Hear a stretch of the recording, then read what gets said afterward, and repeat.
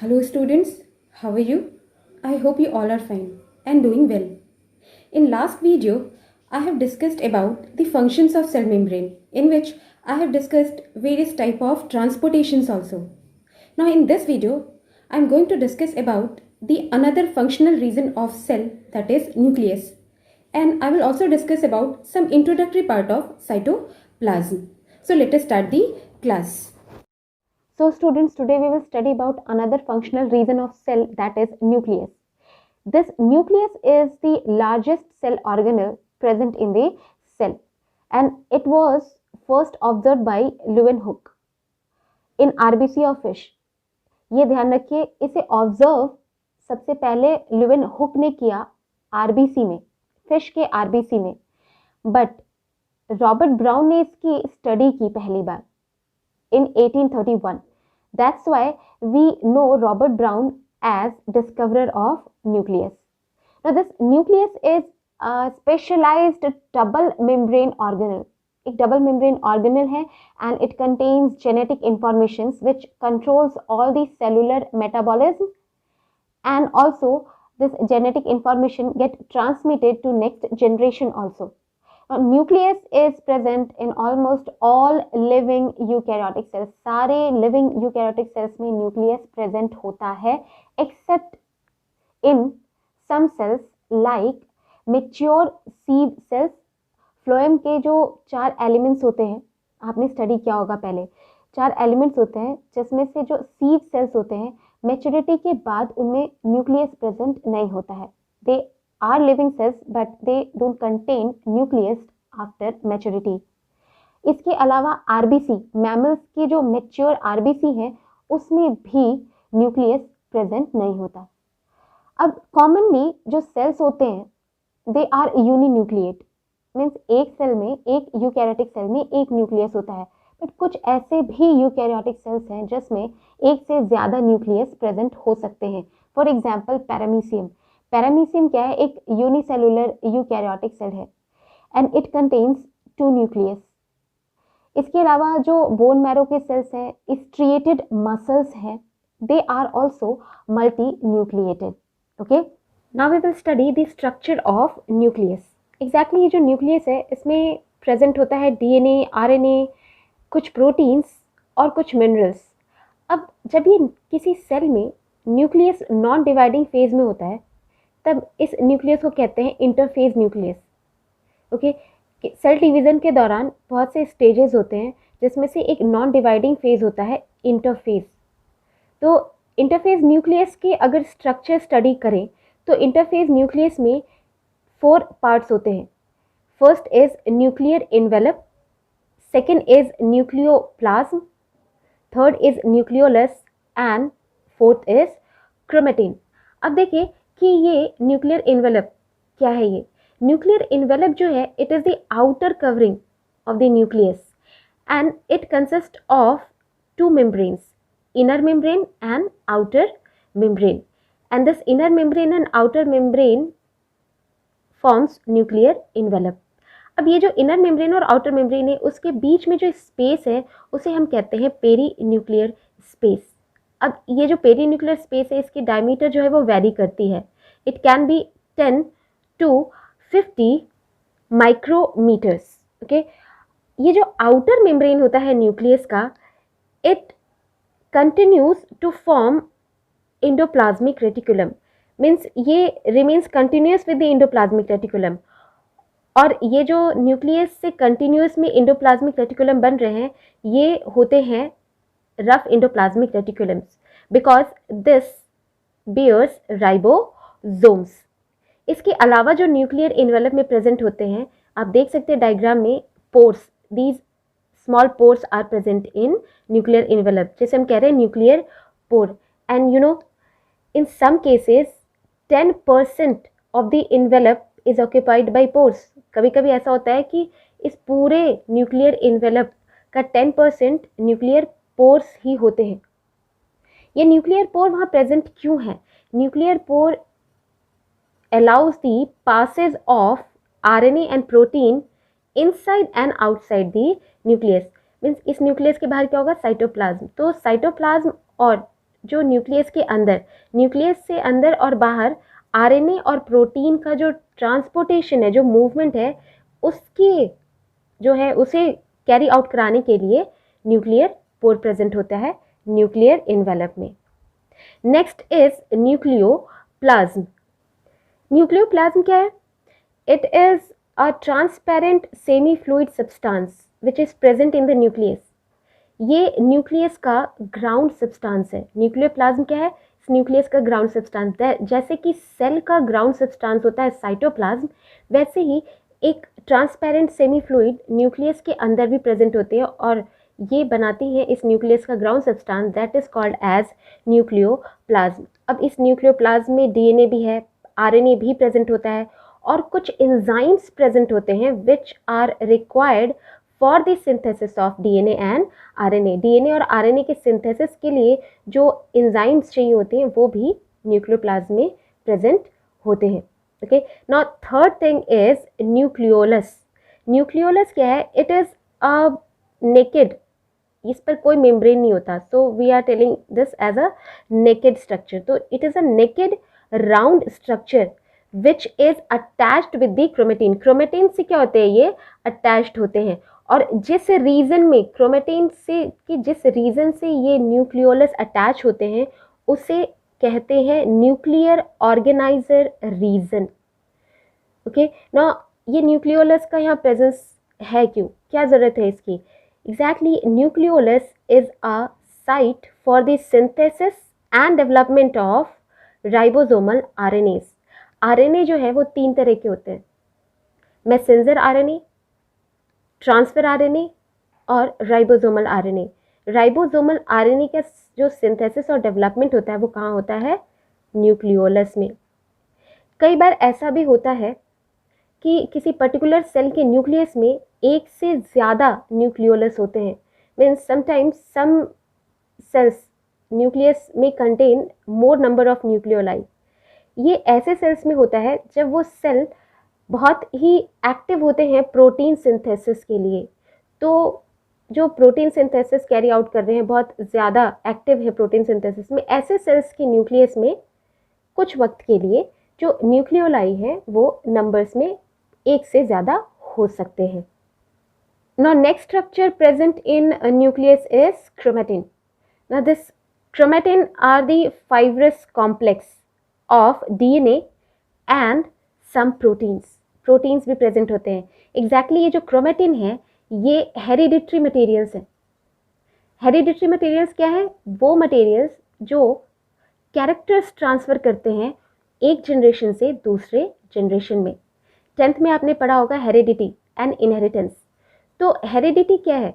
जो भी कैरेक्टर्स हैं, जो भी कैरेक्टर्स और वेरिएशंस हैं वो एक जनरेशन से दूसरे जनरेशन में इनहेरिट हो रही हो या ट्रांसफ़र हो रही हो, वही है हेरिडिटी। तो ट्रांसफ़र होती कैसे हैं? इसी क्रोमेटिन पर प्रेजेंट जो डीएनए है, क्रोमोसोम्स क्या है? Condensed form of chromatin. तो क्रोमेटिन्स पर क्या है? क्रोमेटिन्स डीएनए के ही बने हैं और डीएनए पर ही जीन होता है और यही जीन जो है वो एक जनरेशन से नेक्स्ट जनरेशन में ट्रांसफर हो रहे हैं। That's why chromatins are also called as hereditary materials. ये क्रोमेटिन फाइबर्स में जो डीएनए के बने हैं एक स्पेसिफिक प्रोटीन होता है and that protein is known as histone protein. Histone protein का एग्जैक्टली फंक्शन क्या है और कैसे फंक्शन करते हैं, we will study this in cell division chapter. और ये क्रोमेटिन फाइबर्स जो हैं इनमें 2 तरह के रीजन्स होते हैं, means they are differentiated into 2 regions. First region is euchromatin. First reason is called as euchromatin and the another reason is called as heterochromatin. अब ये यूक्रोमेटिन और हेट्रोक्रोमेटिन क्या है, इसे समझने के लिए पहले एक चीज़ देखें कि हमारे सेल्स में जो न्यूक्लियस है, हमारे सेल्स में एक प्रोसेस चल रहा होता है, डीएनए से आरएनए का सिंथेसिस और आरएनए से प्रोटीन का सिंथेसिस। ये जो डीएनए से आरएनए का सिंथेसिस है उस प्रोसेस को कहते हैं transcription and the synthesis of protein from RNA is called as translation. अब देखिए कि ये यूक्रोमेटिन और हेट्रोक्रोमेटिन क्या है।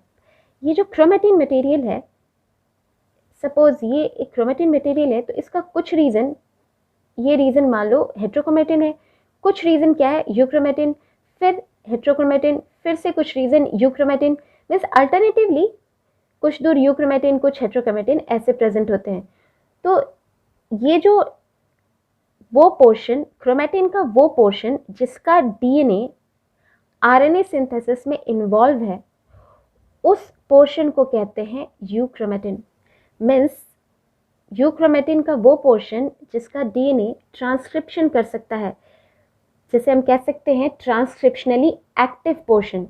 तो क्रोमेटिन का वो पोर्शन जो ट्रांसक्रिप्शनली एक्टिव है और आरएनए सिंथेसिस कर रहा है, उसे हम कहते हैं euchromatin. And heterochromatin region is transcriptionally inactive regions, जो कि आरएनए सिंथेसिस नहीं कर सकता। ओके, अब सेल डिवीजन के दौरान क्या होता है? सेल डिवीजन के दौरान जो है क्रोमेटिन फाइबर्स जो हैं वो कंडेंस्ड होना शुरू होते हैं, वो और कंडेंस्ड होंगे, छोटे होंगे। और ये किसके मदद से करते हैं? ये कंडेंसेशन जो है ये उसी स्पेसिफिक प्रोटीन की मदद से होता है। कौन सा? हिस्टोन प्रोटीन की मदद से। और कंडेंसेशन के बाद ये क्रोमेटिन फाइबर्स जो एक दूसरे में ट्विस्टेड दिख रहे हैं, ये बना देते हैं क्रोमोसोम्स, एक स्ट्रक्चर जिसे हम कह रहे हैं क्रोमोसोम्स, राइट? तो ये कब हो रहा है? ये सेल डिवीजन के दौरान हो रहा है। अब अगर हम एक क्रोमोसोम का स्ट्रक्चर देखें, एक टिपिकल क्रोमोसोम का स्ट्रक्चर, तो क्रोमोसोम में होता क्या है? क्रोमोसोम्स में होते हैं क्रोमेटिड्स, ठीक है? और इस क्रोमेटिड्स में जो है एक प्राइमरी कॉन्स्ट्रक्शन होता है, एक प्रेस्ड एरिया, जो कि कहलाता है सेंट्रोमेयर। आप देख रहे हैं ये जो है ये क्रोमेटिड्स हैं, राइट? क्रोमोसोम्स के जो ये जो आर्म्स हैं, इसे हम कहते हैं क्रोमेटिड्स। और ये क्रोमेटिड्स का एक एरिया ऐसा है जो कॉन्स्ट्रिक्टेड है, तो ये जो प्राइमरी कॉन्स्ट्रक्शन है इसे हम कहते हैं सेंट्रोमेयर, राइट? और इस सेंट्रोमेयर के दोनों तरफ प्रेजेंट होता है एक डिस्क लाइक स्ट्रक्चर। सेंट्रोमेयर के दोनों तरफ क्या है? एक डिस्क लाइक स्ट्रक्चर है, and this disc like structure is called as kinetochore. Further, in next chapter, we will study that this kinetochore plays an important role during cell division. अब देखिए ये जो centromere है, according to the position of centromere in the chromosomes, these chromosomes can be of 4 types.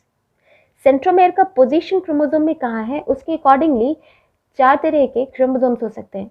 First is metacentric.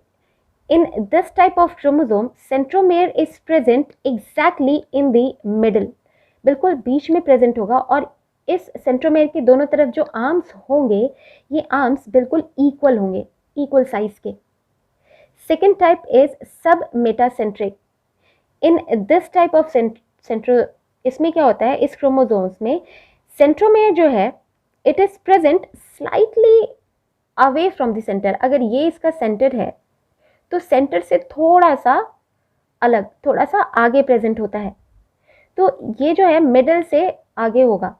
और ऐसे centromere जहाँ पर present होता है, उसकी वजह से ये जो क्रोमोसोम्स के आर्म्स हैं उनकी साइज में वेरिएशन आता है। अब ये दोनों आर्म्स इक्वल नहीं है, एक तरफ लॉन्ग आर्म है, एक तरफ का जो क्रोमोसोम का आर्म है वो थोड़ा कैसा है, लंबा, और दूसरी तरफ का क्या है, छोटा। So this arm is called as long arm and this is called as short arm. The next type of chromosome is acrocentric. Now in acrocentric chromosomes, centromere is present close to the end, थोड़ा और terminal की तरफ, and को terminal भी कहते हैं, तो थोड़ा और एंड की तरफ क्रोमोसोम्स के पहुंच जाता है, तो ऐसे क्रोमोसोम्स को कहते हैं acrocentric. And the fourth type is telocentric. In this type of chromosomes centromere is present just on the terminal, बिल्कुल टर्मिनल पे प्रेजेंट होगा।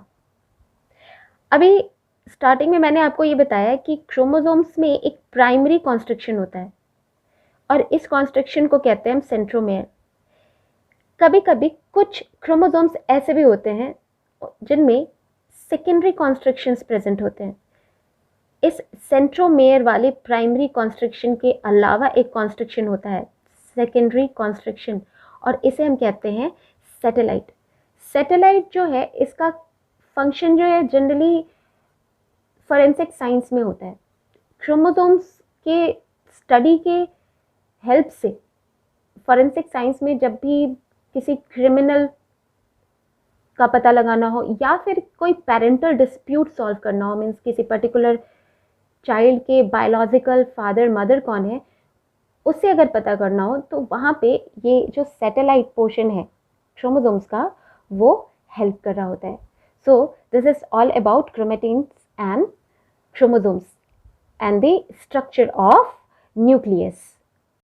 Now, the function of nucleus. The first function of nucleus is it controls all the functions which are occurring in our body, because nucleus contains all the genetic information which is required for these functions. Functions like growth and development, reproduction, metabolism, etc. Second function is chromatin materials present in nucleus works in the transmission of characteristics from parents to next generation. अभी मैंने structure पढ़ाते वक्त chromatin material को बोला था hereditary material, क्योंकि ये chromatin material ही जो है ये ट्रांसमिट होते हैं एक जनरेशन से नेक्स्ट जनरेशन में, जिसकी वजह से जो कैरेक्टरिस्टिक्स हैं वो एक जनरेशन से दूसरे जनरेशन में ट्रांसमिट हो रहा है. Third function is the function of nucleolus which is present in nucleus. It is involved in ribosomal RNA synthesis. And the last function of nucleus is it is very much important during cell division. Cell division के दौरान nucleus बहुत ज़्यादा important है. Okay. Now we will see the next functional region of cell, that is cytoplasm. Now this cytoplasm is a jelly-like semi-fluid material.